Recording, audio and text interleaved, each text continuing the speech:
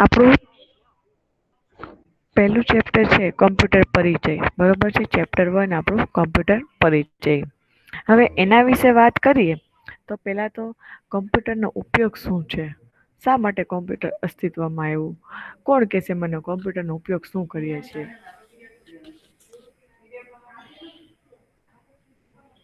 Momin Mohammad Raza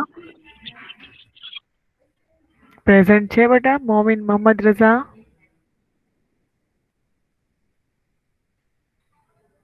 roll number 49.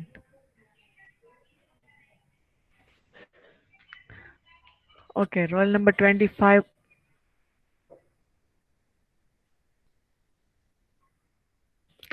Role number 25 present છે. જે લોકો મને આન્સર નહીં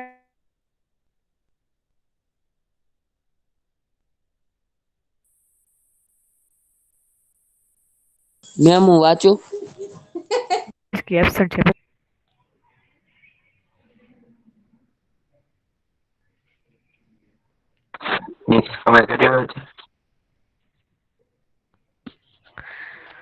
કોણ કહેશે મને કમ્પ્યુટરનો આપણે શું ઉપયોગ કરીએ છીએ?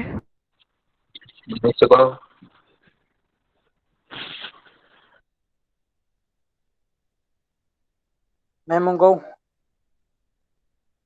મેમ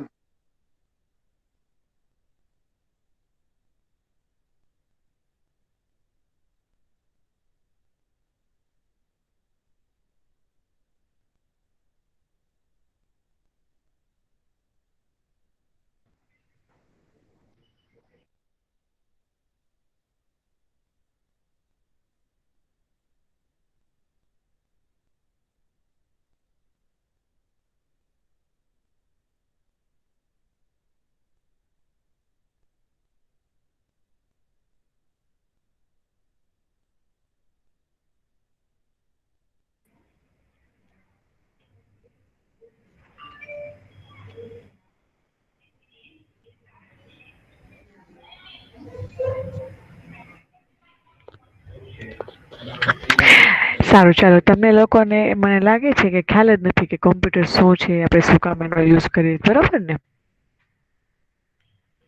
બધાને આવે છે ને? મેમ ચલો. અમે કીધું પણ તમે હવે રિપ્લાય ન આપ્યો. હા, શું બોલો ને બેટા? મેં સાંભળ્યું હોય તો રિપ્લાય આપો. મેમ તમારા નેટવર્કમાં ઇસ્યુ લાગે છે. મેમ અમે 2 વાર બોલ્યા, અમે બોલી તો મેમ તમે કઈ રિપ્લાય ન આપ્યો. ઓકે, સારું, ચાલો. હવે બોલો. કોમ્પ્યુટર એ આપણે બધી જગ્યાએ ઉપયોગમાં લઈએ છીએ છે, ભણવામાં, પછી બેંકમાં, હજી ઓકે, ખાતા બનાવવા માટે અને એકાઉન્ટિંગ માટે બધામાં કોમ્પ્યુટરનો ઉપયોગ કરીએ છીએ. વેરી ગુડ, સરસ. જો આપણે કોમ્પ્યુટરનો ઉપયોગ બધા જ ક્ષેત્રે કરીએ છીએ, એ આપણને ખ્યાલ છે, બરોબર છે? કોમ્પ્યુટર એક બહુલક્ષી યંત્ર છે જે જુદા જુદા ક્ષેત્રોની અનેક પ્રકારની સમસ્યાઓનો ઉકેલ લાવવા માટે એનો વપરાશ થાય છે.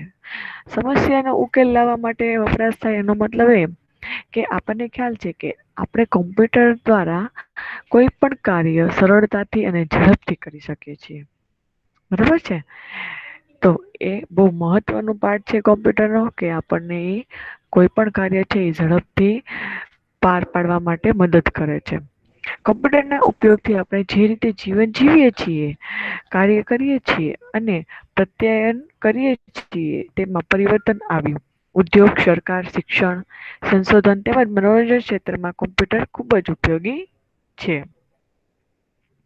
કયા કયા ક્ષેત્રમાં? મનોરંજન ક્ષેત્રે, શિક્ષણ ક્ષેત્રે, બરાબર છે? સરકાર ક્ષેત્રે, બધી જ રીતે. સામાન્ય ધંધાકીય કાર્યથી માંડીને અચરજ પ્રમાણે તે પ્રકારના કાર્ય માટે કોમ્પ્યુટરનો ઉપયોગ હાલમાં થાય છે. આપણે જોઈએ છીએ એનિમેટેડ બધા પિક્ચર્સ જોઈએ છીએ, બરોબર છે? તો આ બધા એનિમેશન જે ક્રિએટ થાય છે એ પણ કમ્પ્યુટર દ્વારા થાય છે. આ કારણે કોમ્પ્યુટરને એક બહુલક્ષી યંત્ર, મલ્ટીપર્પઝ મશીન કહેવામાં આવે છે. હવે લાક્ષણિક કમ્પ્યુટરની કાર્ય પદ્ધતિ શું છે? જે રીતે કેલ્ક્યુલેટર ગણતરી કરે છે, ડ્રાઈવર ગાડી ચલાવે છે અને ચિત્રકાર ચિત્ર દોરે તે રીતે કમ્પ્યુટર ગણતરીનું કાર્ય કરે છે. અહીં ગણતરી એ ફક્ત ગાણિતિક ગણતરી સુધી જ મર્યાદિત નથી, પણ અનેક કાર્યો કે જેમાં વિવિધ પ્રકારના તર્ક વપરાય તેનો પણ સમાવેશ થાય. કોઈ પણ કાર્યના ઉકેલ માટે આપણે પદ્ધતિસર માર્ગદર્શિકા તૈયાર કરવાની હોય છે. તેમાં દરેક કાર્યરૂપી પગથિયાં એટલે કે સ્ટેપ સ્પષ્ટ રીતે વર્ણવેલા હોય છે. આ માર્ગદર્શિકા કે જે સામાન્ય રીતે સરળ અંગ્રેજી ભાષામાં લખેલ હોય છે, તેને એલ્ગોરિધમ કહેવામાં આવે છે. કોઈ પણ કાર્ય કરવું હોય ને તો એના પેલા સ્ટેપ લખવા પડે. મારે મકાન ચણવું છે તો હું પેલા સ્ટેપ લખીશ કે ભાઈ કઈ રીતે ક્યાંથી કયો પ્લાન હું કરીશ. આમને હું એમ કહું કે ચાલો 2 કડિયાને મૂકી દીધા ને મકાન ચણવાનું શરૂ કરી દીધું એમ ન ચાલે. તો પેલા મારે શું કરવું પડે? અલ્ગોરિધમ બનાવવો પડે. અલ્ગોરિધમ બનાવી સ્ટેપ લખવા પડે કે આવી રીતે આમ કરશું, આની પછી આ કાર્ય કરશું, આના પછી આ કાર્ય કરશું. કમ્પ્યુટરને યોગ્ય સૂચનાનો સેટ આપવાથી તે ટિકિટનું આરક્ષણ, માર્કશીટ પ્રિન્ટિંગ, ધંધાકીય અહેવાલ પ્રિન્ટિંગ, સંદેશાનું પ્રત્યયન અથવા બિલ બનાવવાનું કાર્ય પણ કરે છે. કમ્પ્યુટર શાબ્દિક અને આંકડાકીય માહિતી ઉપરાંત ધ્વનિ, વિડિયો, ચિત્ર અને એનિમેશન માટે પણ વપરાય છે. હવે પછી આપણે જોવાનું છે કમ્પ્યુટરના ડેટા અને ક્રમિક સૂચનાઓ આપતા તે ગણતરીનું કાર્ય કરે છે, બરોબર? તો એની કાર્ય પદ્ધતિ કઈ રીતની છે ને એ આપણે જોઈએ. પરિણામ તૈયાર કરે છે અથવા આઉટપુટ માટેનું કાર્ય કરે છે. કમ્પ્યુટર ઉપયોગકર્તા કમ્પ્યુટરને ડેટા અને સૂચનાઓનો જે સેટ આપે છે તેને ઇનપુટ કહેવામાં આવે છે. કમ્પ્યુટર આ ઇનપુટ ઉપર પ્રક્રિયા કરીને ઉપયોગકર્તાને પરિણામ આપે છે. આ પરિણામને આઉટપુટ કહેવામાં આવે છે. જો આપણે કોઈ પણ કાર્ય કરાવવું હોય કમ્પ્યુટર પાસે તો આપણે પહેલા એને ઇનપુટ આપવું ખૂબ જ જરૂરી છે. આપણે કોઈ ડેટા દાખલ કરશું તો એના ઉપર પ્રોસેસ કરી અને એ આન્સર ક્રિએટ કરીને આપણને આઉટપુટ આપશે. બરાબર છે? એટલે આપણે ઇનપુટ ડેટા દાખલ કરવો ખૂબ જ જરૂરી છે. કમ્પ્યુટરમાં આ ડેટા, સૂચનાઓ અને ગણતરી કર્યા પછીના પરિણામને મેમરીમાં સંગ્રહ કરીને ફરી ઉપયોગ કરવા માટે યાદ રાખી શકે છે. કમ્પ્યુટરની કાર્ય પદ્ધતિનો પ્રવાહ સરળ છે, જે આકૃતિ 1.1માં દર્શાવેલ છે. શું કરશે? આપણે છે યુઝર કહેવાય, બરાબર છે? તમને જો આકૃતિમાં યુઝર છે ને એ ડેટા ઇનપુટ કરશે. એટલે કે કોમ્પ્યુટર છે યુઝર પાસેથી ડેટા ફેચ કરાવે છે, ઇન્સ્ટ્રક્શન લે છે. પછી એના ઉપર પ્રોસેસ કરે છે. શું કરવાનું હતું, કઈ રીતના કરવાનું છે, શું પ્રોસેસ કરવાની, એ બધું ડિસાઇડ કરશે. અને ત્યારબાદ એ જે આઉટપુટ ક્રિએટ કરે છે એને મેમરીમાં સ્ટોર રાખે છે અને આપણને પણ આપે છે. મેમરીમાં સ્ટોર શું કામ રાખે છે? તો આપણને ખબર છે કે આપણે કોઈ પણ ડેટા છે ને સેવ કરીએ છીએ. એ ડેટાને સેવ એટલા માટે કરીએ છીએ કે ગમે ત્યારે આપણને ફરીથી ડેટાની જરૂર પડી હોય તો આપણે એનો યુઝ કરી શકીએ. તો એ જે ડેટા ઉપર પ્રોસેસ કરી આઉટપુટ ક્રિએટ કરે છે એને મેમરીમાં સ્ટોર રાખે છે અને આઉટપુટ આપણને આપે છે. તો આ એની કાર્ય કરવાની પદ્ધતિ છે. આ ઉપરાંત આપણે કમ્પ્યુટરનો ઉપયોગ કરીએ ત્યારે દરેક સમયે એ જરૂરી નથી કે કમ્પ્યુટરને ફરી બધી સૂચનાઓ આપવી પડે અને વિપુલ પ્રમાણમાં ડેટા ફરી એન્ટર કરવો પડે. આપણે ડેટા અને સૂચનાઓને કમ્પ્યુટરની અંદર જ એ રીતે સંગ્રહ કરી શકીએ છીએ કે જેથી તે મશીન એટલે કે કમ્પ્યુટર સમજી શકે. એટલે કે કમ્પ્યુટર વાંચી શકે તે ભાષામાં, યંત્ર ભાષામાં સૂચનાઓનો સંગ્રહ કોઈ કાર્યના પુનરાવર્તન માટે ઉપયોગી બને છે. યંત્ર ભાષામાં પરિવર્તિત કરેલા સૂચનાઓના સેટ કે જેને પ્રોગ્રામ કહેવામાં આવે છે તેનો એક વખત કમ્પ્યુટરમાં સંગ્રહ કર્યા પછી અલગ-અલગ ડેટા સેટ સાથે અનેક વાર ઉપયોગ કરી શકાય છે. આ ખ્યાલ સંગ્રહિત પ્રોગ્રામ ખ્યાલ તરીકે ઓળખાય છે. જો કોઈ પણ કમ્પ્યુટરમાં કાર્ય કરવું હોય તો પહેલા તો આપણે છે ને કોમ્પ્યુટરમાં બધા જ પ્રોગ્રામ્સ છે એને ઇન્સ્ટોલ કરવા પડે. બધી જ એપ્લિકેશન ઇન્સ્ટોલ કરવી પડે. હું એમ કહું કે મારે એક્સેલમાં શીટ બનાવી છે પણ મારા કમ્પ્યુટરમાં એક્સેલ જ ઇન્સ્ટોલ ન હોય તો હું કંઈ જ ન કરી શકું. તો મારે બધા જ પ્રોગ્રામ્સ કે સોફ્ટવેર જે મારે જરૂરી છે એને મારે પહેલા તો ઇન્સ્ટોલ કરવા પડશે, પછી એનો વારંવાર ઉપયોગ કરી શકીશ. બરાબર છે. કોમ્પ્યુટરમાં તમે કોઈ પણ એકવાર પ્રોગ્રામને ઇન્સ્ટોલ કરી દીધો, પછી એનો ઉપયોગ તમે વારંવાર તમારે જ્યારે જરૂર પડે ત્યારે કરી શકો છો. બરોબર છે. અને બીજી એક વસ્તુ અહીંયા તમને કીધું છે કે કોમ્પ્યુટર મશીન લેંગ્વેજ સમજે છે. બરોબર છે. યંત્ર ભાષા એ કઈ આપણી લેંગ્વેજ સમજતું નથી, મશીન લેંગ્વેજ સમજે છે. એટલે એ બધી જ વસ્તુ છે એ મશીન લેંગ્વેજમાં ટ્રાન્સફર કરીને રાખે છે. આગળ જોઈએ. કોમ્પ્યુટરના વિવિધ ક્ષેત્રમાં ઉપયોગ સમજવા માટે નીચે એક તમને યાદી આપેલી છે. જોઈએ કયા કયા ક્ષેત્રમાં. ટિકિટ આરક્ષણ, બેંકના વિવિધ કાર્યો, ઇન્વેન્ટરી મેનેજમેન્ટ અને માલ ઉત્પાદનમાં સહાય, મનોરંજન ક્ષેત્રમાં જેમ કે રમત રમવી, સંગીત રચના કરવી અને ચલચિત્રો વિડીયોમાં સુધારા વધારા કરવા, શિક્ષણ ક્ષેત્રે ફાઈનાન્શિયલ અકાઉન્ટિંગ, પત્ર વ્યવહાર અને છાપકામ, અવકાશ ક્ષેત્રે રોબોટિક્સ, ઈમેલ અને ચેટિંગ, વેબસાઇટ બનાવવા માટે. તો આવી રીતે અલગ અલગ ક્ષેત્રે કોમ્પ્યુટર ખૂબ જ જરૂરી છે. જો આપણને ખ્યાલ છે ટિકિટ અને આરક્ષણ ઓનલાઈન ટિકિટ બુક કરાવી શકીએ છીએ આપણે. ફ્લાઇટની હોય, રેલવેની હોય કે પછી બસની હોય ગવર્મેન્ટ. બરોબર છે.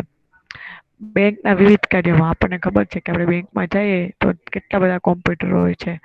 બરોબર છે.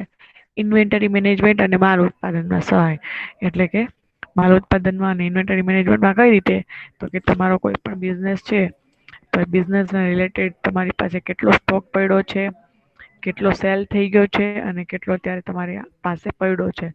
એટલે માલ ઉત્પાદનમાં હવે તમારે ઉત્પાદન કેટલું કરવું પડશે તો એ બધા ડેટા છે એ તમને કોમ્પ્યુટર પાસેથી મળી રહે છે. આટલો બધો ડેટા આપણને યાદ ન રાખી શકીએ. બરોબર છે. તો ત્યારે આપણને કોમ્પ્યુટર મદદ થાય. મનોરંજન ક્ષેત્રે આપણને ખબર જ છે આપણે ગેમ્સ રમવા માટે, ડ્રોઈંગ કરવા માટે, સોંગ સાંભળવા માટે, પિક્ચર્સ જોવા માટે બરોબર છે કોમ્પ્યુટરનો ઉપયોગ કરીએ છીએ. શિક્ષણ ક્ષેત્રે રિસેન્ટલી આપણે અત્યારે શિક્ષણ ક્ષેત્રે કોમ્પ્યુટરનો મીટ દ્વારા ઉપયોગ કરીએ છીએ. ફાઈનાન્શિયલ અકાઉન્ટિંગ, ટેલી અકાઉન્ટ બરોબર છે. ટેલીમાં તમે અકાઉન્ટ આખું લખી શકો છો. જે પેલા ચોપડામાં લખવામાં આવતું હવે કોમ્પ્યુટરમાં પણ થાય છે. પત્ર વ્યવહાર અને છાપકામ, ન્યૂઝપેપર છાપવા માટે પેલા આખી એને ફોર્મેટ રેડી કરવી પડે તો એ કોમ્પ્યુટરમાં કરે છે. અવકાશ ક્ષેત્રે બરોબર સુપર કોમ્પ્યુટર છે એ અવકાશ ક્ષેત્રે ખૂબ જ ઉપયોગી છે. રોબોટિક્સ માટે પણ કોમ્પ્યુટર ઉપયોગી છે. રોબોટ તમે જોયા હશે બરોબર છે. એને ચલાવવા માટે એની મુવમેન્ટ આપવા માટે કોમ્પ્યુટરનો ઉપયોગ થાય છે. ઈમેલ અને ચેટિંગ અને વેબસાઇટ બનાવવા. તો આવી રીતે અલગ અલગ ક્ષેત્રમાં કોમ્પ્યુટરનો ઉપયોગ થાય છે. કોમ્પ્યુટરનું એક સાદું મોડલ જોઈએ. આકૃતિમાં 1.1માં કોમ્પ્યુટરની કાર્ય પદ્ધતિ દર્શાવતું એક સાદું મોડલ દર્શાવેલ છે. આપણે અગાઉ ચર્ચા કર્યા પ્રમાણે કોમ્પ્યુટરને કોઈ કાર્ય કરવા માટે સૂચનાઓ આપવાની જરૂર પડે છે. ઉપયોગકર્તાએ આપેલી સૂચનાઓનો અમલ કરવા માટે ગણતરીઓ કરવા માટે કોમ્પ્યુટર ઇનપુટ લઈ શકે તે પ્રકારની રચના જરૂરી છે. બરોબર. સૂચના આપવી પડે કોમ્પ્યુટરને પણ કોમ્પ્યુટર સૂચના લઈ શકે એની માટે શું જરૂરી છે તો કે ઇનપુટ લઈ શકે એની માટેની એ પ્રકારની રચના એમાં જરૂરી છે. ઇનપુટ કરવાની આ રચના ડેટા અને સૂચનાઓને કમ્પ્યુટરમાં દાખલ કરવામાં મદદ કરે છે. આ એકમ એક ઇનપુટ યુનિટ નિવેશ એકમ કહેવામાં આવે છે. જેનાથી આપણે ડેટા કોમ્પ્યુટરમાં દાખલ કરી શકીએ છીએ એને ઇનપુટ યુનિટ નિવેશ એકમ કહેવામાં આવે છે. આ બધા એકમો કે જે નિવેશ કરવાના કાર્ય માટે વપરાય છે તેને ઇનપુટ ડિવાઇસીસ કહેવાય. બરોબર છે. ઇનપુટ ડિવાઇસીસ કયા છે તો કે માઉસ અને કીબોર્ડ જેના દ્વારા આપણે કોમ્પ્યુટરમાં ડેટા દાખલ કરી શકીએ છીએ. ઇનપુટ ડિવાઇસીસની રચના દ્વારા જે નિવેશ કરવામાં આવે છે તેનો સંગ્રહ કમ્પ્યુટરની મેમરીમાં થાય છે. આપણે જે કોઈ ડેટા દાખલ કરશું ઇનપુટ ડિવાઇસીસ એટલે કે કીબોર્ડ અથવા માઉસ દ્વારા એ શું થશે તો કે એ ડેટા છે એ કોમ્પ્યુટરની મેમરીમાં સંગ્રહ થશે અને તે પછી પ્રોસેસિંગ યુનિટ અથવા પ્રોસેસર દ્વારા તેની ઉપર પ્રક્રિયા કરવામાં આવશે. બરોબર છે. આપણે કોમ્પ્યુટરમાં પ્રોસેસિંગ યુનિટ કયું છે? CPU. બરોબર ને? સંભળાય છે ને બધાને સરખું? હા મેમ. Okay, very good. તો આપણું જે પ્રોસેસર છે એટલે કે સીપીયુ છે એના દ્વારા આપણે દાખલ કરેલા ડેટા ઉપર પ્રોસેસ થાય છે. આ પ્રક્રિયાથી તૈયાર થયેલા પરિણામને આઉટપુટ યુનિટ કહે છે. જે કોઈ આઉટપુટ રેડી થાય બરોબર છે એને આઉટપુટ યુનિટ કહેવાય. આઉટપુટ યુનિટ કયા છે આપણા? તો મોનિટર અને પ્રિન્ટર. મોનિટર એટલે કે આપણી સ્ક્રીન ઉપર આપણને આઉટપુટ દેખાય છે અને એ જ આઉટપુટને આપણે પેજ પર લેવા માટે પ્રિન્ટરનો ઉપયોગ કરીએ છીએ. ટૂંકમાં ઇનપુટ, મેમરી, પ્રોસેસર અને આઉટપુટ એ કમ્પ્યુટરના મૂળભૂત ઘટકો છે. કયા કયા? ઇનપુટ, મેમરી, પ્રોસેસર અને આઉટપુટ. નેક્સ્ટ આગળ જોઈએ.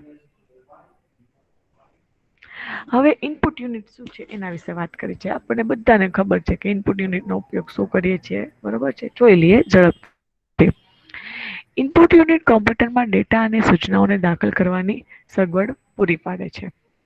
રચના અને ઇનપુટ યુનિટની રચના અનેક વિવિધ એકમોનો સમાવેશ કરે છે.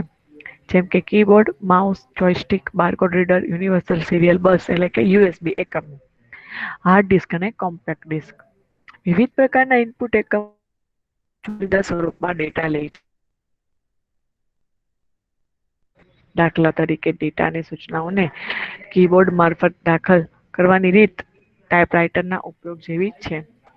ઇનપુટ કરવાની બીજી રીત બારકોડ દ્વારા ડેટા વાંચવાની. બરાબર. સુપરમાર્કેટમાં આપણને ખબર છે નાનું બારકોડ રીડર હોય એ કોઈ પણ વસ્તુનું બારકોડ હોય ને રીડ કરે અને એનો ડેટા ડાયરેક્ટ કમ્પ્યુટરમાં આવી જાય છે.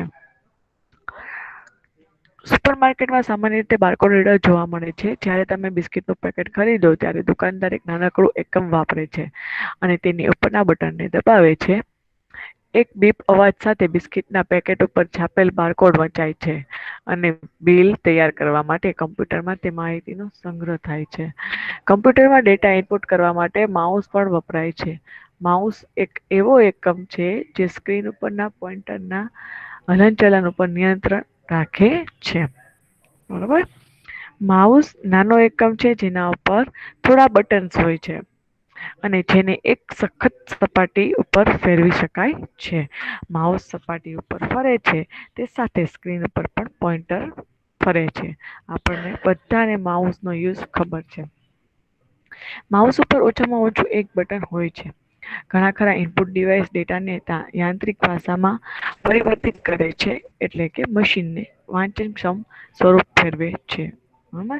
તો આ આપણું હતું ઇનપુટ યુનિટ. એમાં ડિવાઇસીસ છે આપણું કીબોર્ડ અને માઉસ.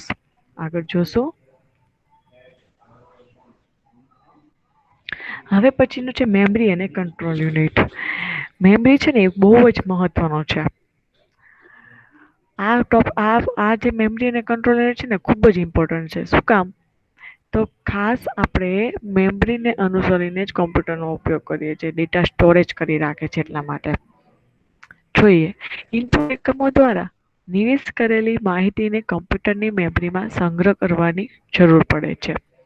કોમ્પ્યુટર મેમરી ડેટા, સૂચનાઓ અને પ્રક્રિયા દ્વારા તૈયાર થયેલા પરિણામોનો ક્ષણિક કે ટૂંકા ગાળા માટે અથવા લાંબા સમય માટે સંગ્રહ કરે છે. કમ્પ્યુટર મેમરી વિવિધ પ્રકારની હોય છે. અમુક પ્રકારની મેમરી બહુ જ ટૂંકા સમય માટે યાદ રાખવા સક્ષમ હોય છે. જેમ કે જ્યાં સુધી કમ્પ્યુટરની પ્રક્રિયા ચાલુ હોય અથવા જ્યાં સુધી અવિરતપણે વીજળી મળતી રહે. બરોબર છે. એક મેમરી એવી હોય કે જ્યાં સુધી તમારે કોમ્પ્યુટર સ્ટાર્ટ હોય ને ત્યાં સુધી એમાં સ્ટોરેજ રહે. જેવું કોમ્પ્યુટર શટડાઉન કરશો ને એવું જતું રહેશે. તો આ પ્રકારની મેમરીને અસ્થાયી મેમરી, વોલેટાઇલ મેમરી, બરોબર છે. અસ્થાયી મેમરી અથવા તો એને વોલેટાઇલ મેમરી કહેવામાં આવે છે. આ પ્રકારની મેમરી કોમ્પ્યુટરની પ્રાથમિક સંગ્રહ કરવાની મેમરી હોવાથી તે પ્રાઇમરી મેમરી તરીકે પણ ઓળખાય છે. જો 3 અલગ અલગ નામ આવ્યા: વોલેટાઇલ મેમરી, અસ્થાયી મેમરી અને પ્રાઇમરી મેમરી. ત્રણેય સેમ જ છે, ખાલી નામ અલગ અલગ છે. કાર્ય શું છે? તો કે તમે એમાં મેમરી ડેટા સ્ટોર થાય છે, પણ ક્યાં સુધી? જ્યાં સુધી તમારું કોમ્પ્યુટર સ્ટાર્ટ છે ત્યાં સુધી. હંગામી મેમરી તેને હંગામી મેમરી અથવા મુખ્ય મેમરી પણ કહેવામાં આવે છે. જુદા જુદા એકમો મારફત નિવેશ કરેલી માહિતી સૌપ્રથમ મુખ્ય મેમરીમાં જાય છે અને ઇલેક્ટ્રોનિકલી ત્યાં રહે છે. કમ્પ્યુટરની સ્વિચ બંધ કરવામાં આવે ત્યાં સુધી આ માહિતી મુખ્ય મેમરીમાં રહે છે. જ્યારે કમ્પ્યુટરની સ્વિચ બંધ કરવામાં આવે અથવા કમ્પ્યુટરને રીસેટ કરવામાં આવે ત્યારે આ માહિતીનો નાશ થાય છે. માહિતીને લાંબા સમય સુધી સાચવવા માટે આપણને સેકન્ડરી અથવા ગૌણ મેમરીની જરૂર પડે છે. સેકન્ડરી મેમરી એ અસ્થાયી નથી હોતી અને તેમાં માહિતી લાંબા સમય સુધી જળવાઈ રહે છે. જે એકમો સેકન્ડરી મેમરીનો ઉપયોગ કરે છે તેને સેકન્ડરી સ્ટોરેજ ડિવાઇસીસ કહેવામાં આવે છે. હાર્ડ ડિસ્ક, કોમ્પેક્ટ ડિસ્ક એ સેકન્ડરી સ્ટોરેજ ડિવાઇસના પ્રચલિત ઉદાહરણો છે. પ્રાઇમરી મેમરીની સરખામણીમાં સેકન્ડરી મેમરી છે એ સ્થાયી, ધીમી, ઓછી ખર્ચાળ અને ઘણી વધારે ક્ષમતાવાળી હોય છે. બરોબર છે. તો આ તો આપણું મેમરી અને કંટ્રોલ યુનિટ. પહેલું આપણે જોયું ઇનપુટ, બીજું જોયું મેમરી અને કંટ્રોલ. અગાઉ જણાવ્યા પ્રમાણે ડેટા અને સૂચનાઓને મેમરીમાં દાખલ કર્યા પછી સૂચનાઓનો અમલ થાય છે અને પરિણામ તૈયાર થાય. જો મેમરીની શું કામ જરૂર પડે? જ્યારે આપણે યુઝર છે એ ડેટા ઇનપુટ કરશું એવું તરત જ તે ડેટાને પહેલા મેમરીમાં સ્ટોર કરવામાં આવે, પછી એના ઉપર પ્રોસેસ થાય અને પછી આઉટપુટ ક્રિએટ થાય ને આઉટપુટને પહેલા મેમરીમાં સ્ટોર કરવામાં આવે, પછી આપણને આપે. ઉપયોગકર્તાની જરૂરિયાત પ્રમાણે પરિણામો મેમરીમાં સંગ્રહ થાય છે અથવા આઉટપુટ એકમ ઉપર મોકલવામાં આવે. સૂચનાઓનો અમલ કરવા માટે કોમ્પ્યુટરને કેટલીક ગાણિતિક ગણતરી કે તાર્કિક ગણતરી કરવાની જરૂર પડે છે. આ ગાણિતિક અને તાર્કિક ગણતરી જે એકમમાં થાય છે તેને એરિથમેટિક એન્ડ લોજિક યુનિટ કહેવામાં આવે છે. ALUનું પૂરું નામ છે એરિથમેટિક એન્ડ લોજિક યુનિટ. કમ્પ્યુટરમાં ALU ઉપરાંત એક કંટ્રોલ યુનિટ હોય છે જે સૂચનાઓના અમલમાં સંચાલન અને કમ્પ્યુટરના અન્ય ભાગોના કાર્યોનું નિયંત્રણ કરે છે. ALU અને કંટ્રોલ યુનિટ મળીને સેન્ટ્રલ પ્રોસેસિંગ યુનિટ બને છે, જેને આપણે CPU તરીકે ઓળખીએ છીએ. CPUનું પૂરું નામ છે સેન્ટ્રલ પ્રોસેસિંગ યુનિટ, જેને કમ્પ્યુટરનું મગજ પણ કહેવામાં આવે છે. CPUમાં કેટલી અતિ ઝડપી મેમરી પણ હોય છે. બરોબર છે? સમજાણું તમને અત્યાર સુધી? હવે આપણે આઉટપુટ યુનિટ એટલે કે નિર્ગમ એકમ માટેની વાત કરીએ. સામાન્ય રીતે આઉટપુટ યુનિટ એ વિઝ્યુઅલ સ્ક્રીન છે જે મોનિટર કહેવામાં આવે છે. ખરેખર મોનિટર એ કમ્પ્યુટરના આખા બોક્સની દ્રષ્ટિ વિષયક નિર્ગમ રચનાનો નિર્દેશ કરે છે.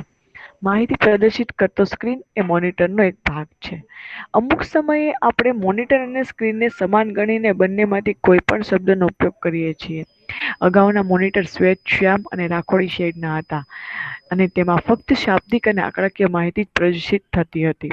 હાલમાં વપરાતા રંગીન મોનિટર અનેક પ્રકારની માહિતી પ્રદર્શિત કરવા માટે સક્ષમ છે, જેમ કે ઉચ્ચ ગુણવત્તા ધરાવતા ગ્રાફિક્સ અને એનિમેશન, ધ્વનિનો નિર્ગમ કરવા માટે વિશિષ્ટ એકમો જેમ કે સ્પીકર્સ અને હેડફોન્સ ઉપયોગ કરવામાં આવે છે. છાપવા માટે પ્રિન્ટરનો ઉપયોગ થાય છે. આ સિવાય નિર્ગમને સીધું વેબસાઇટ ઉપર પ્રકાશિત કરવામાં આવે છે અથવા ઇન્ટરનેટ મારફતે ફાઇલ સ્વરૂપે મોકલવામાં આવે છે. બરોબર છે?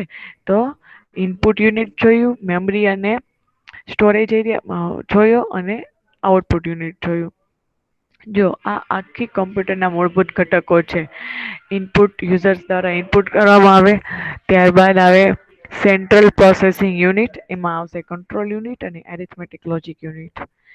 એની અંદર આવશે મેમરી, પ્રાઇમરી અને સેકન્ડરી, એના વિશે પણ આપણે વાત કરી અને ત્યારબાદ આવશે આઉટપુટ. અહીંયા સુધી કોઈને કઈ ક્વેરી છે?